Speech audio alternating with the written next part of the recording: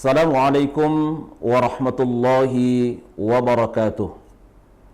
Innal hamdalillah nahmaduhu wa nasta'inuhu wa nastaghfiruh wa na'udzu billahi min shururi anfusina wa min sayyiati a'malina. May yahdihillahu fala mudilla lahu wa may yudlilhu fala hadiya lahu. أشهد أن لا إله إلا الله وحده لا شريك له وأشهد أن محمدا عبده ورسوله لا نبي بعده اللهم صل وسلم وبارك على حبيبنا وشفيعنا محمد وعلى آله وصحبه أجمعين أما بعد.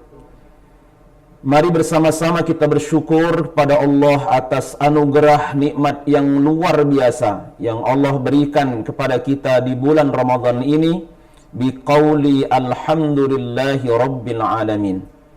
Sebagai wujud kecintaan kita dan pengagungan kita kepada Rasulullah, mari bersama-sama kita bersolawat dengan mengucapkan Allahumma salli ala Muhammad wa ala ali Muhammad. Dan juga salam tak lupa kita sanjungkan kepada beliau dengan ucapan Assalamu alayka ya Rasulullah. Dalam kesempatan yang mulia ini kita akan coba mengkaji kembali tentang takwa. Jadi takwa kalau orangnya disebut dengan muttaqun. Nah, sementara takwa itu ada aktivitasnya. Quran surat Al-Baqarah ayat 183 tentang perintah berpuasa. Oleh Allah perintah berpuasa itu ditutup ayatnya dengan la'allakum tattaqun, agar kalian bertakwa. Tattaqun adalah kata kerja. Ya, atau bahasa Arab disebut dengan fi'ilnya fi'il mudhari'. Nah, kata kerja. Nah, artinya kata ini menunjukkan pada satu aktivitas. Nah, orang yang bertakwa, al-muttaqun, itu punya aktivitas, punya pekerjaan-pekerjaan. Nah, pekerjaan yang paling dominan bagi orang yang bertakwa, sehingga orang kemudian disebut dengan muttaqun, karena melekat pada dirinya satu aktivitas-aktivitas. Nah, di antara aktivitas dominan orang-orang yang bertakwa bisa kita rujuk kepada Al-Quran di surah Al-Baqarah di awal, gitu ya. Surah-surah Al-Baqarah yang paling awal. Misalkan saja di surah Al-Baqarah yang awal, khususnya di ayat yang ketiga, Allah sampaikan alladzina yu'minuna bil ghaibi wa yuqimunas shalah. Itu aktivitas.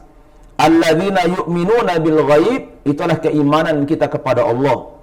Tentu ini indikatornya harus ada aktivitas-aktivitasnya. Puasa didasari dengan keimanan itu.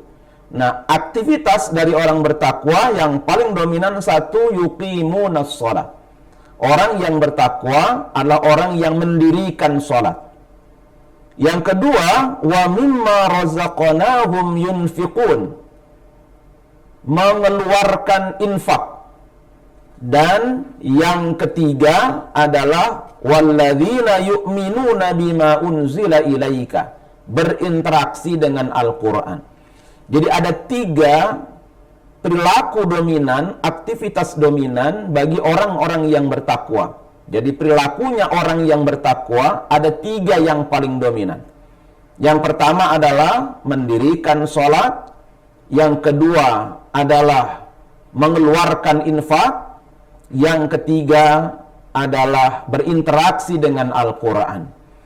Seputaran itulah aktivitas-aktivitas orang yang bertakwa. Dan memang Allah Subhanahu wa ta'ala dengan keagungan bulan Ramadan, Allah jadikan agung, dan puasanya Allah jadikan sebagai satu piranti untuk menjadikan orang yang bertakwa. Karena memang di bulan puasa ini tiga aktivitas orang bertakwa itu dimudahkan oleh Allah Subhanahu wa taala. Maka wajar kalau kemudian Allah sampaikan puasa itu la'allakum tattaqun, agar kalian bertakwa.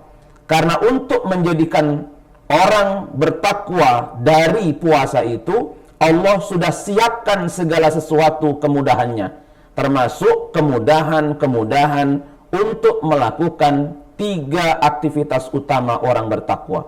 Jadi kalau kita lihat, tidak akan segegat gempita di bulan Ramadan tiga aktivitas itu. Orang sholat, orang berinfak, dan orang berinteraksi dengan Al-Quran.